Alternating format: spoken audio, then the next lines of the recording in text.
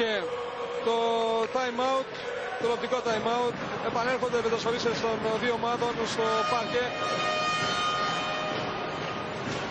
σε ένα τελικό που η παρουσία του κόσμου δεν είναι ικανοποιητική. Αναμέναμε περισσότερους φίλους από τις δύο ομάδες. Οι δύο προπονητές, διπλό πλάνο, Σαραντορόφ, Ζανές Σοκράτους.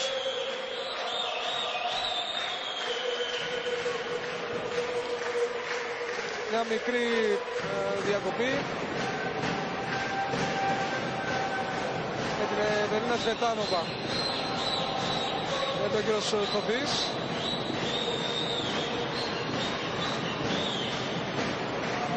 Για την φωτοπολίδα, Κυριακό. Ναι, έχουν ανάψει οι φίλοι της ΑΕΛ απέναντι που αυξάνονται τα τελευταία λεπτά μια φωτοβολίδα. Έκανε νόημα στη γραμματεία ο της αναμέτρησης. Τώρα από ό,τι φαίνεται γίνεται προσπάθεια να σβήσει τουλάχιστον η φωτοβολίδα, να συνεχιστεί και το παιχνίδι κανονικά. Δυστυχώς είναι δύσκολο οι φωτοβολίδες στο γήπεδο, ο καπνός, όλα αυτά ενοχλούν και τον κόσμο που είναι μέσα. Και στο μάτς με τον αντρών το τελικό το ίδιο πράγμα είχε γίνει, είχε πνιγεί ο κόσμος μέσα. Αυτά είναι μόνο για το ποδόσφαιρο. Και ιδιαίτερα στις γαλλικά και όλα αυτά τα για κάποιους που μορφαίνουν ατμόσφαιρες απαγορεύονται αυστηρά και τιμωρούνται ομάδες. 8-7 μείωσε ενόρθωση με τη Ροξαντόγιο. Φανίδου απλώνει τα χέρια, βγάζει την άμυνα, πέντε για Τσούλοβα και η ανόρθωση σοφαρίζει σε 8-8 για πρώτη φορά σε αυτό το πρώτο σετ στο παιχνίδι. Αυτό συμβαίνει για πρώτη φορά. Στα ίσα οι δύο ομάδες, πεισμωμένες οι δύο ομάδες για την διεκδίκηση του επάθλου, του τίτλου, του κυπέλου.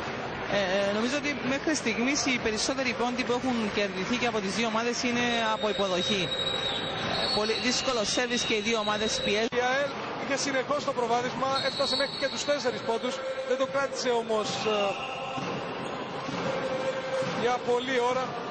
Αποτέλεσμα ανόρθωση να προηγείται τώρα με 2 πόντους στο 18. Έχασε την ευκαιρία να ανεβάσει τον δείκτη του σκορ. Γκρίπαν Ορφανίδου, 5 για Τσούλοβα. Τζεσάρο Ξαντούλη θα περάσει, με Τέντεβα θα μαζέψει. Έβγαλε άμυνα, εύκολη άμυνα και ο πόντος. Βρήκε κενόφαρο η Μαρίνα Λαβρού. Ένα λάθος ακόμη που έδωσε πόντο στην ΑΕΛ. Σβετάνοβα, Τζεσάρο Ξαντόγιου, μέσα η μπάλα 16-14, 16-17. Προηγείται η ανόρθωση, κοντά οι δύο ομάδες. Θα παιχτεί μέχρι το τέλος. Τουλάχιστον αυτό το πρώτο σετ. Ναι. Τουλάχιστον αυτό το πρώτο σετ θα παιχτεί στο τέλος. Αναμένουμε, αυτό είναι το θέαμα σε όλο τον αγώνα. Πολύ άσχημη υποδοχή και 18-16. Η Λίζα έχει το πιο δύσκολο σέρβις στην ανόρθωση και προχτές με τον Απόλλωνα ήμουνα στα 24-19 και από το σέρβις το πήγε 26-24.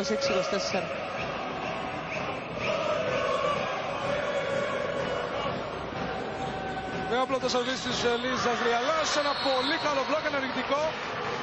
Τζεσάρα Ροξαντόγιου και Στέλλα Ιωάννου. 19-16 για την εικόνα της αμοχώς του.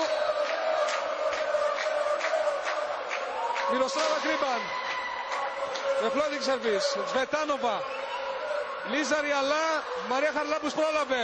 Λαβρούκ, Ορφανίδου, καλή άμυνα. Σβετάνοβα για την Ροξαντόγιου. Μπάλα έπεσε.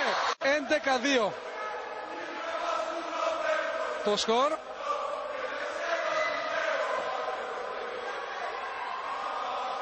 Τζεσάρο Ροξαντόγιου βρήκε ένα πολύ καλό μπλοκ απέναντί της. Ξανά η Ρουμάνα, τώρα θα δώσει τον πόντο.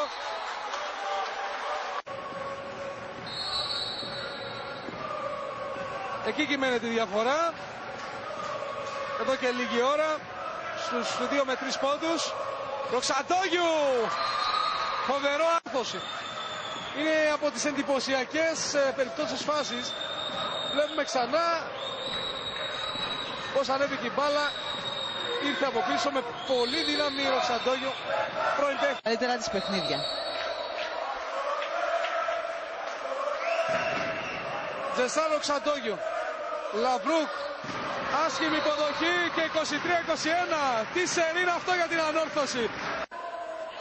Το παιχνίδι κατάκτησης του τροπαίου. Ζλετάνοβα. Ροξαντόγιου. Το μπλοκ βγήκε.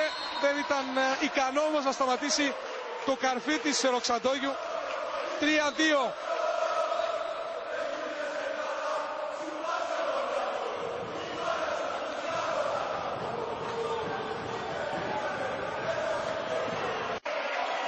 Με έξυπνο τρόπο η πασαδόρος της ΑΕΛ Πέρασε.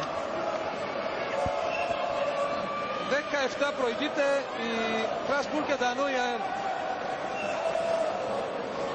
Μυροσλάβα Γκρίμπα.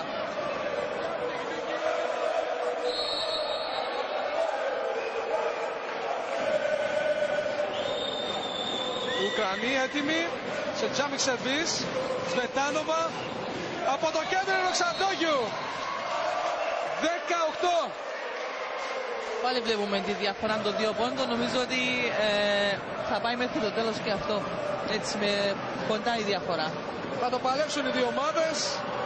Η ΑΕΛ πέρασε η Λαμπρούκ. Ροξαντόγιου και 23-20. Σέρβις. Ριαλά, Γκρίμπαν, η Μόχοβα θα μοιράσει για τη Μαρίνα Λαμπρούκ. Μπλοκ, δεν προλαβαίνει, μπερδεύει 24-20. 25-21. Η Πελούχος το 2008-2009 που άλυτη ανόρθωσε από χώστου.